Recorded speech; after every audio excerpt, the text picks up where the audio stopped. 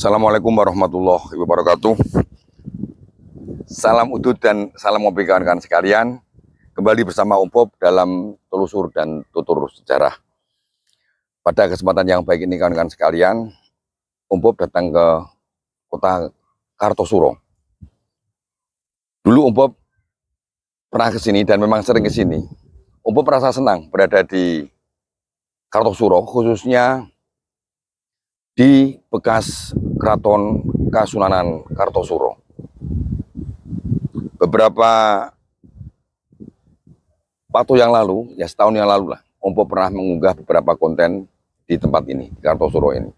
Om Bob saat ini berada di bekas Proboyekso ya, Kori Proboyekso di Keraton Kartosuro, tempat beristirahatnya raja-raja Kasunanan Kartosuro.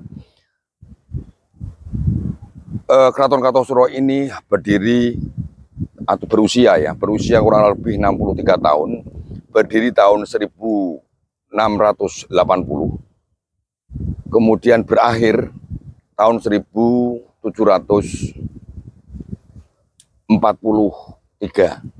pasca Geger Pecinan. 63 tahun, 62 tahun. Dalam 62 tahun tersebut ada 5 raja yang pernah berkuasa di Keraton Kasunanan Kartosuro ini. Dimulai yang membangun keraton ini adalah beliau Sinuwun Amangkurat II atas saran dari Temenggung Urawan ya. Ada 3 lokasi, Tingkir, kemudian salah satunya yang ketiga ini adalah usulan dari Temenggung Urawan di hutan Wonokerto ya, Kartosuro ini. Kemudian yang kedua adalah Amangkurat ketiga, kemudian Sinuwun Pakubuwono pertama, kemudian Amangkurat keempat dan Sinuwun Pakubuwono kedua. 5 raja. Kenapa Om Bob merasa senang berada di Keraton Kartosuro dan di situs-situs sejarah lainnya? Karena ketika Om Bob berada di situs-situs bersejarah, Om Bob sering beromantika masa lalu dengan menghayal kejadian-kejadian yang telah terjadi di masa lalu. Kejadian-kejadian yang menyangkut tokoh, menyangkut peristiwa, sambil berhayal. Apakah kejadian-kejadian tersebut benar nyata, terjadi sesuai dengan apa yang Om Bob baca selama ini, literatur yang Om Bob baca selama ini. Karena kadang peristiwa-peristiwa sejarah atau narasi sejarah Jawa khususnya, kadang antar data atau sumber itu berbeda-beda kawan-kawan sekalian. Sehingga Om Bob sering berhayal, apakah benar kejadian semacam ini? Banyak sekali kejadian-kejadian yang berbeda-beda, dan ini menimbulkan pertanyaan, apakah benar peristiwa sejarah itu terjadi demikian sesuai dengan literatur yang Om Bob baca, atau literatur A atau literatur B? Karena berbeda-beda sekali, apalagi saat ini di konten-konten narasi sejarah, di konten-konten media sosial juga banyak beredar. Oleh karena itu kita dalam belajar sejarah harus mengkomparasi, membandingkan, bahkan kalau perlu menelusuri tentang peristiwa-peristiwa sejarah tersebut. Om Bob tidak akan menjustifikasi, tidak akan memvonis ini benar, ini salah. Namun inilah fakta sejarah yang ada di sejarah Jawa. Contohnya saja kan sekalian, di Kartosuro ini ada beberapa waktu yang lalu, Om Bob membaca beberapa literatur di media sosial dan di beberapa buku. Ini contoh buku ini Om Bob. Om Bob membaca buku Babat Tanah Jawi. Ini karangan Olthoff, Belanda. Kemudian Runtuhnya Istana Mataram, ini dari De Graaf. Kemudian juga Babat Keraton Mataram ini. Dan mengkomparasi dengan narasi sejarah yang ada di konten-konten media sosial terkait dengan sosok peran beliau yang sampai saat ini dicap kontroversial dan negatif. Apakah benar kenyataan seperti itu? Yang kedua, apakah benar terkait dengan masalah lokasi makam beliau, yaitu Sinuwun Amangkurat III? Lah, karena berbeda-beda bukunya. Dan yang terbaru terkait dengan sepak terjang beliau selama menjadi Adipati Anom atau pangeran sebelum jadi raja sampai jadi raja, kemudian terkait dengan berbagai konflik internal di Keraton Kartosuro ini nanti pecah perang suksesi Jawa pertama, kemudian ketangkapnya beliau di Jawa Timur, Mojokerto, kemudian ke Surabaya, dan meninggalnya beliau. Saat ini kawan-kawan sekalian, ada 3 narasi sejarah yang berkembang di masyarakat terkait dengan makam beliau. Makam beliau, yang pertama terkait dengan makam beliau, ada 3 versi. Yang pertama, makam beliau ada di Sri Lanka, sesuai dengan berbagai narasi sejarah. Ini buku ini juga menyebut di Sri Lanka. Ada juga yang menyebut beliau meninggal di Sri Lanka, namun jenayahnya dibawa pulang 3 tahun setelah beliau sedo, 1734 ya. 3 tahun berarti 1737, jenayah beliau, kerangka beliau dipindah ke Jawa, dimakamkan di Pajimbatan Imogiri. Maka di Imogiri sana, bersamaan dengan satu komplek dengan Sultan Agung, ada Amangkurat III dimakamkan. Itu versi kedua. Versi ketiga, kawan-kawan sekalian, ternyata Amangkurat III ini makamnya tidak ada di Sri Lanka, tidak juga di Imogiri, namun beliau di akhir pelariannya menghabiskan masa sisa hidupnya berada di Kediri, dan makamnya beliau ada di Kediri, tepatnya di Gedong, di Astana Gedong Kediri. Menarik sekali kawan-kawan sekalian, dan itu juga dibenarkan oleh pengageng keraton. Itu yang pertama kan. Yang kedua terkait dengan beliau, langkah-langkah kontroversial beliau terkait dengan terbunuhnya permaisuri beliau, garwa beliau, yaitu Raden Ayu Lembah. Kemudian ya terkait lagi cerita-cerita yang bersifat negatif terkait dengan kematian Raden Sukra. Itu menarik. Baik kan sekalian, pada kesempatan ini Opop akan bahas sedikit mereview tentang beliau Amangkurat III. Amangkurat III merupakan satu-satunya putra dari Amangkurat II. Jadi Amangkurat II itu hanya memiliki putra laki-lakinya satu, yaitu beliau, Raden Mas Sutikna namanya. Raden Mas Sutikna. Ketika beliau menjadi pangeran, beliau nanti ini menjadi menantu Pangeran Puger.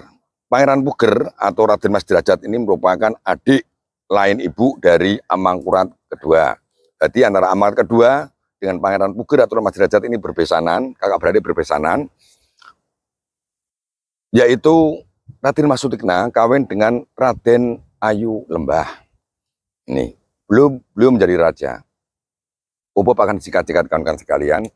Ketika beliau belum menjadi raja, ini terjadi peristiwa tentang terbunuhnya nanti, berakibat terbunuhnya Raden Ayu Lembah karena berselingkuh disebutkan dalam narasi sejarah dengan Raden Sukra. Raden Sukra itu adalah putra daripada Adipati Danurejo. Hingga kematian Raden Sukra, kemudian beliau dipulangkan atau pulang. Ada juga yang menyebutkan beliau pulang ke rumah orang tuanya, yaitu Pangeran Puger, hingga nanti diketahui surat menyurat perselingkuhan daripada Raden Ayu Lembah dengan Raden Sukra. Ini membuat marah daripada Raden Mas Sutikna, dan Pakubuwono, Pangeran Puger, ini memerintahkan menghukum, karena telah memalukan keluarga, menghukum Raden Ayu Lembah. Dalam cerita disebutkan seperti itu kan sekalian. Ini dalam Babatan Jawa juga disebutkan, di dalam Keraton Mataram juga disebutkan. Singkatnya, beliau meninggal, kemudian beliau jumeneng noto, nanti pada tahun 1703, Amangkurat II ini meninggal dunia. Itu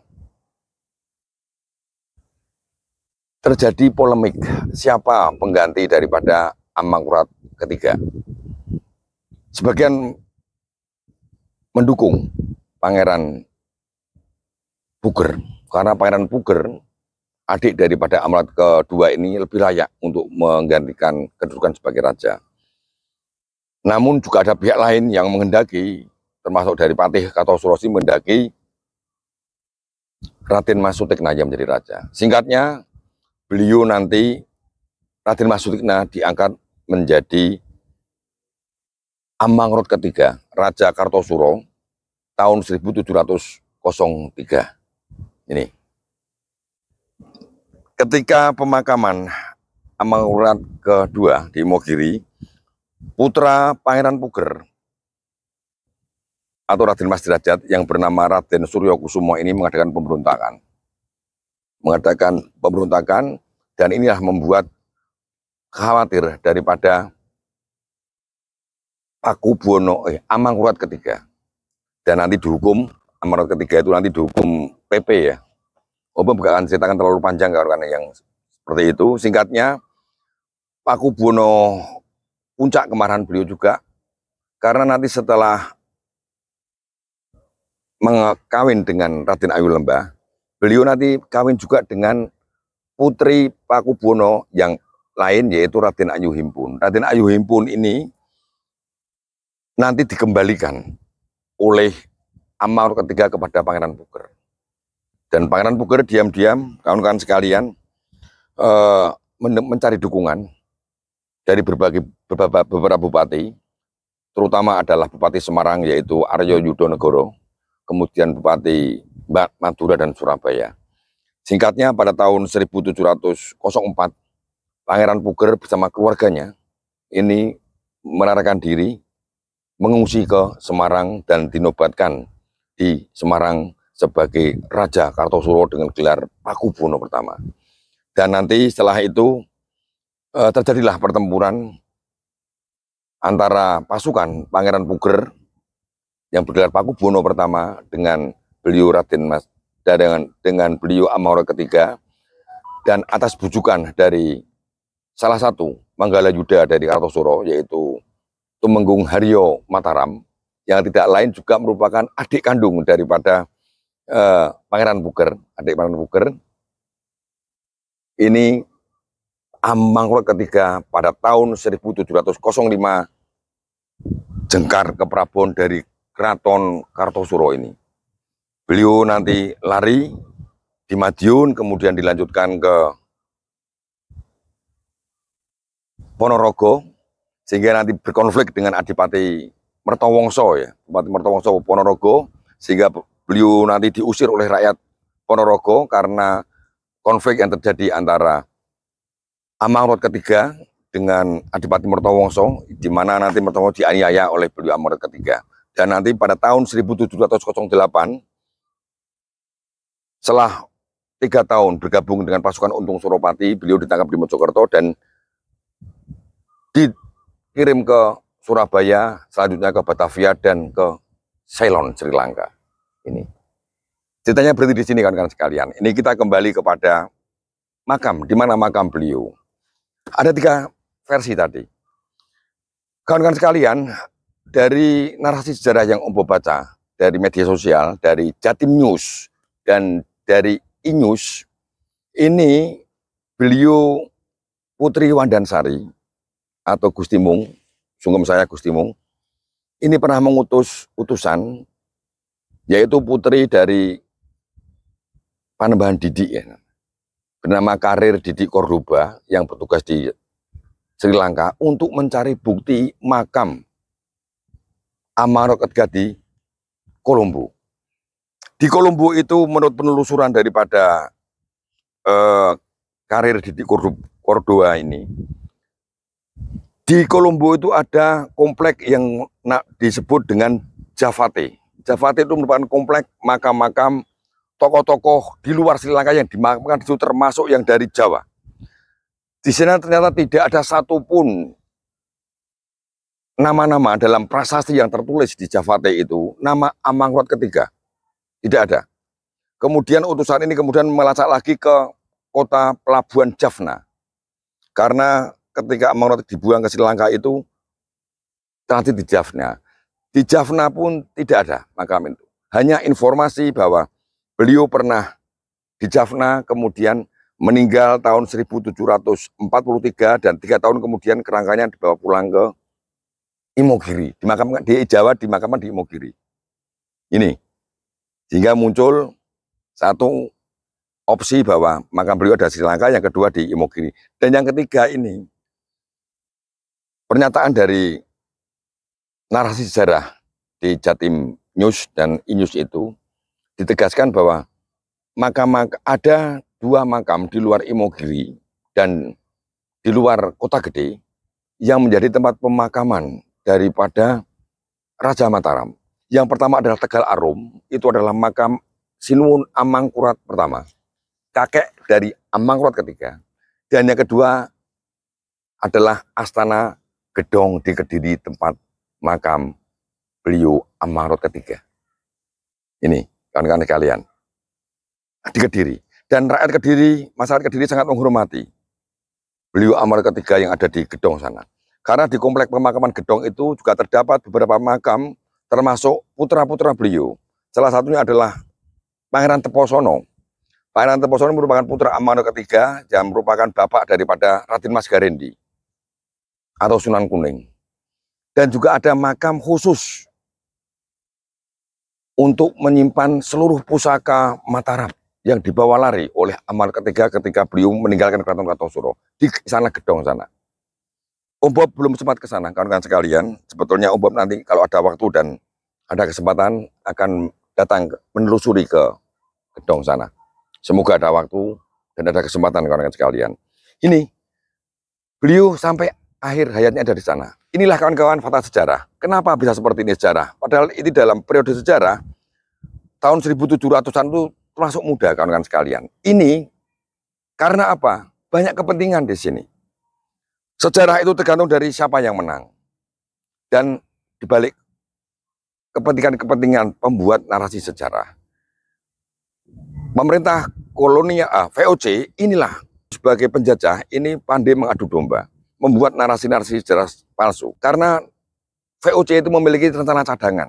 Sebagai contoh, ketika pecah perang Susai Jawa kedua,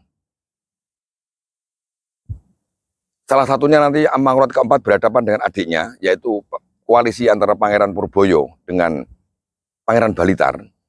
Ini Pangeran Purboyo ditangkap, tapi banyak masukan untuk membunuh Pangeran Purboyo. Namun VOC memiliki rencana lain, membuang Pangeran Purboyo di Tangerang. Dengan alasan apa? Sebagai cadangan, alternatif cadangan, seandainya Amangkurat ketiga nanti tidak memenuhi janji-janjinya atau mengingkari kesepakatan dari VOC. Jadi VOC selalu memiliki rencana cadangan, khususnya terkait dengan penguasa-penguasa ini. Maka penguasa-penguasa Mataram pasca jatuhnya Pleret ini sudah terikat dengan VOC. Ini. Yang kedua, kawan-kawan sekalian, banyak narasi sejarah yang negatif terkait dengan masalah Amangkurat ketiga. Kita ketahui setelah Amangkurat ketiga meninggalkan Keraton Kartosuro tahun 1705, Pangeran Puger, paman beliau, adik dari Amangkurat kedua, ini naik tahta. Beliau mendapat kenyataan bahwa tidak ada satu pusaka-pusaka keraton sebagai legitimasi, sebagai sifat kandel dari sebuah keraton. Maka beliau membuat narasi sejarah bahwa pusaka keraton yang asli dari Mataram itu adalah Masjid Agung Demak dan makam Sunan Kalijogo. Yang kedua, beliau membuat narasi-narasi sejarah juga terkait bahwa beliau memang sudah dipilih, mendapat legitimasi, mendapat wahyu keraton. Beliau membuat narasi sejarah, salah satunya ketika Amangkurat kedua Seto, dari kemaluan Amangkurat kedua, mohon maaf, keluar cahaya. Berarti kemaluan itu berdiri tegak, dayanya keluar cahaya sebisi merica, dan itu cahaya itu dicucup oleh Pangeran Puger, dan kemaluan itu menjadi lemas kembali, dan itulah wahyu telah jatuh ke beliau. Di narasinya sejarah ini, beliau juga perlu melegitimasi bahwa Pangeran Puger ini menjadi raja karena memang sudah dikehendaki, mendapat legitimasi. Karena banyak narasi sejarah yang mengatakan bahwa Pangeran Puger sebetulnya adalah mengkudeta kekuasaan keponakannya sendiri. Jadi masalah kudeta mengkudeta kekuasaan di tanah Jawa ini tidak hanya di zaman Mataram, kawan-kawan sekalian. Jauh sebelum Mataram, jauh sebelum Demak, jauh sebelum Majapahit, zaman Singosari. Bagaimana saling membunuh antara keturunan Tunggul Amatung dengan keturunan daripada Ken Arok. Nanti kemudian zaman Demak antara Pangeran Sekar Sedo Inglepen yang dibunuh oleh utusan daripada Pangeran Sunan Prawoto, Pangeran Prawoto. Inilah, maka untuk melegitimasi kekuasaan perlu dibuat narasi-narasi sejarah bahwa yang bersangkutan memang berhak dan sudah terpilih atau istilahnya kewahyon untuk menduduki jabatan memegang tampuk kekuasaan. Jadi kita juga harus arif kawan-kawan sekalian, terlepas mana yang benar, mana yang salah. Yang lebih penting bagi kita, bagi umat pribadi terutama, bagaimana kita mengambil hikmah setiap peristiwa sejarah. Kita tidak bisa mengaku paling benar, kita tidak bisa mengaku bahwa pendapat ini paling benar. Tapi inilah, termasuk makam beberapa tokoh. Makam Sultan Hadiwijoyo di Buto ada, di Kota Gede ada, di Lamongan ada. Makam Sunan Pangeran Benowo ada di Pemalang, ada di Jombang, ada di Buto, ada di Alas Kukulan. Namun kita harus arif berdasarkan data fakta dan narasi sejarah yang dapat dipercaya. Seperti Serat Kondo, kemudian Babat Tanah Jawi. Babat Tanah Jawi itu juga ada yang ditulis di era Pakubuwono. Di era Pakubuwono pertama itu banyak menulis surat, banyak menulis narasi sejarah. Bahkan Garwo Bliyu, yaitu Ratu Balitar atau Ratu Pakubuwono juga membuat Babat Tanah Jawi versi beliau. Karena Garwo Pakubuwono pertama ini seorang tasawuf, beliau juga menulis Serat Menak, Serat Yusuf, termasuk Babat Tanah Jawi, karangan tulisan daripada Ratu Balitar atau Ratu Pakubuwono, istri dari Pramaisuri daripada Pakubuwono pertama. Ini, dan kalau ini Babat Tanah Jawi di Altov, ini disebutkan juga di sini tentang peristiwa sejarah berkaitan dengan Amangkurat ketiga. Beliau juga menyebutkan dibuang di Ceylon, meninggal di Ceylon. Ternyata setelah ditelusuri oleh utusan dari keraton, itu enggak ada nama-nama dalam prasasti di Javate. Javate itu makam tokoh-tokoh di luar Jawa. Di Kolombo tidak ada nama Amangkurat ketiga, termasuk di Java. Hanya ada keterangan beliau pernah diasingkan di sana, kemudian jenazahnya dibawa pulang ke sini. Nah ini, apakah benar-benar beliau pernah diasingkan di Sri Lanka? Apakah memang disembunyikan di Kediri seperti Pangeran Purboyo di era Perang Susah Jawa kedua? Wallahu a'lam bishawab, kawan-kawan sekalian. Namun inilah beberapa fakta sejarah, fakta narasi sejarah, bukan fakta sejarah, yang ditulis dari berbagai versi terkait dengan Raden Mas Suktina yang nanti bergelar Amangkurat ketiga, yang memerintahkan hanya 2 tahun. Dinobatkan tahun 1703 dan meninggalkan Keraton Kartosuro tahun 1705 hingga ketangkap beliau tahun 1708 di Keraton Kartosuro ini. Setelah 15 tahun dibangun oleh ayah beliau menjadi raja, kemudian jengkar. Dan nanti keraton ini pun luluh lantak setelah raja kelima Kartosuro, yaitu Sinuwun Pakubuwono kedua. Karena nanti setelah Amangkurat kedua, kemudian Amangkurat ketiga, Raden Mas Suktina, kemudian Pangeran Puger atau Pakubuwono pertama ini menjabat 15 tahun dari tahun 1705 sampai 1719 sampai jatuh beliau nanti digantikan 1719 sampai 1726 digantikan oleh putra Pakubuwono pertama, yaitu yang bergelar Amangkurat keempat 7 tahun. Setelah 7 tahun nanti digantikan oleh putra Amangkurat keempat, yaitu Pakubuwono kedua. Dan tahun 1742 keraton ini luluh lantak digempur oleh pemberontakan Tionghoa yang dipimpin oleh Raden Mas Garandi dan Raden Mas Said bersama dengan tokoh-tokoh Tionghoa. Dan ini pernah Om Bob bahas. Itu saya kira kan sekalian sekelumit tentang polemik sejarah Amangkurat ketiga dan di mana letak daripada makam sebenarnya Sinuwun Amangkurat ketiga ini. Dan insya Allah beliau juga seorang pernah jadi raja, terlepas kontroversi the dark and the black side daripada Amangkurat ketiga. Karena rakyat Kediri sangat menghormati beliau sebagai seorang tokoh agama, tokoh negarawan yang lari dari keraton karena dikudeta oleh pamannya sendiri, yaitu Pangeran Puger. Itu versi yang berkembang di Kediri, kan sekalian, yang Om Bob baca dari berita E-News dan Jatim Time. Kawan-kawan silakan melengkapi apa yang Om Bob sampaikan, dan Om Bob mohon maaf apabila ada hal yang kurang berkenan dalam menuturkan ini. Om Bob hanya mengambil beberapa sumber literatur. Ini sumbernya ada semua, kawan-kawan sekalian. Marilah kita belajar bersama-sama, dan yang lebih penting, mari kita ambil hikmah dari setiap peristiwa-peristiwa sejarah. Karena dengan mempelajari sejarah, membuat kita bijaksana. History makes human wise. Kurang lebihnya Bob sampaikan sekali lagi terima kasih dan matur suwun atas apresiasinya, dan mohon maaf apabila ada yang kurang berkenan. Salam udut kawan-kawan sekalian, salam ngopi, assalamualaikum warahmatullahi wabarakatuh.